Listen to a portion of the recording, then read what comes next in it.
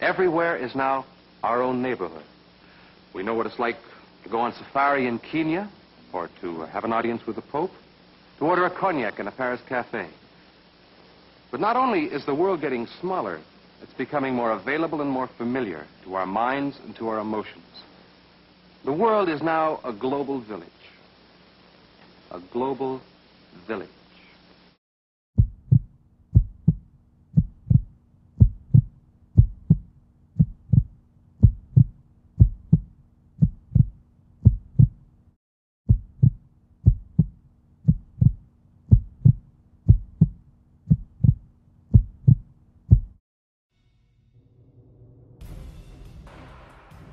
The Gutenberg Press was invented by Johannes Gutenberg in the middle of the 15th century.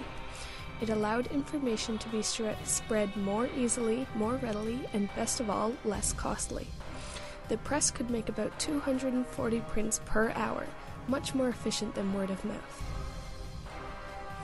Next we have the invention of Morse Code, invented for the electrical telegraph by three people, Samuel Morse, Joseph Henry, and Alfred Vail. Morse code consisted of transmitting short and long electric pulses, otherwise known as dits and das. It was advantageous at the time for its easy working principle and reliability, for even low-quality wires worked. Morse code was phased out in the Army, but still used in the Navy because of its security. Morse code cannot be read unless it is targeted accurately on you, and radio amateurs today are still using Morse code worldwide. Tesla presented the fundamentals of radio in 1893, but it didn't become commercial until the 1920s. It was the first technology that humans realized could send messages over the air instead of wires. Television came next and was an even bigger hit. The concept was first sketched out in 1878, but took much longer to become a reality. After World War II, television sales skyrocketed and they quickly became to be in most American homes. In 1964, a survey was done on the ways most people got their news. 58% said television, 56% newspapers, 26% radio, and 8% magazines. By 1972, 64% said television, while the number of respondents who primarily relied on newspapers dropped to 50%. Thus, as the Vietnam War dragged on, more and more Americans turned to television as their primary source for news.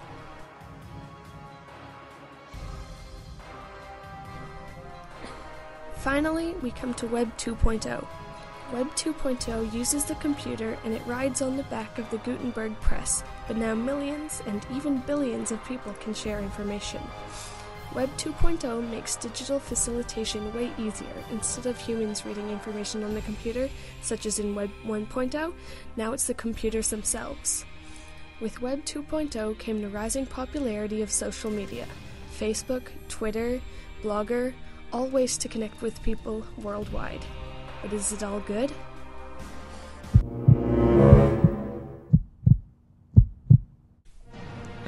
"53% of Twitter users repost information based on what another Twitter user said, likely giving a telephone effect.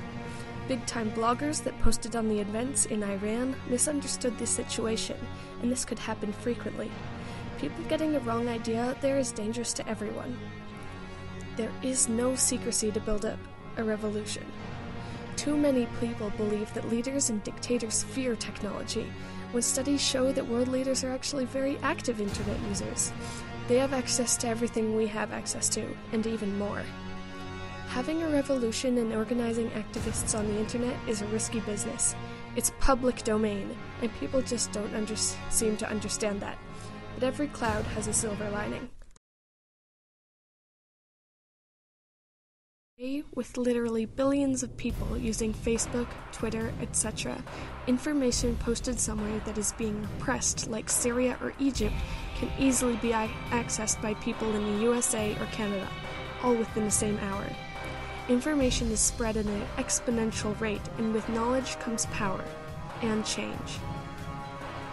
Despite periodic cuts in the internet and mobile network, young Syrian activists have been working their computers and mobile phones for weeks, updating Facebook pages, sending out messages over Twitter, uploading videos onto YouTube, and speaking to human rights campaigners, journalists, and others outside the country.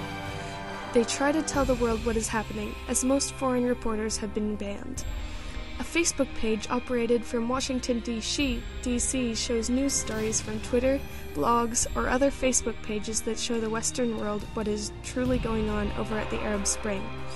Speaking of the Arab Spring, Wikipedia defines it as this: "It's amazing what the masses can do when they're united under one form of media." Social media can be a great facilitator for modern-day revolutions, as long as you know where to look and how to get organized. It's like a megaphone.